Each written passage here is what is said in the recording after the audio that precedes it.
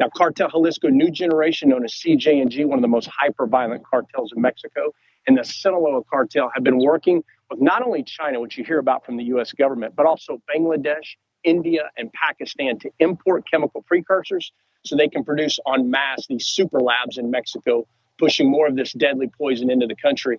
But let me give you an example of how that unsecured border is directly tied to this. Take a look at this exclusive video that we got from the Texas Department of Public Safety's Elite Aircraft Division yesterday. As one of the most advanced tactics known as a splashdown occurred in Laredo, Texas. Now, these smugglers all work for Cartel del Noreste, also known as the Los Zetas cartel. When you see a splashdown, it really frustrates me because this is one of the most advanced cartel tactics. They only use this when they have full control of that border area where they're going to smuggle, because these tactics are so advanced. What they do is they steal a truck in the United States usually, and then pick up their commodity, whether that's drugs. In this case, if you notice, it's only a few people.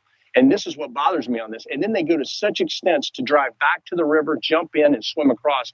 And they usually communicate on two-way handheld encrypted radios to the cartel on the Mexico side, or they use encrypted apps. But notice here, you just see a few UDAs. What that tells me is that these migrants who had crossed illegally, those are most likely high values that they don't want to get caught because there's so much money involved. Remember, when we talk about folks from the Middle East crossing, the cartel just across that river in that area is making somewhere between $8,000 and $10,000 per head.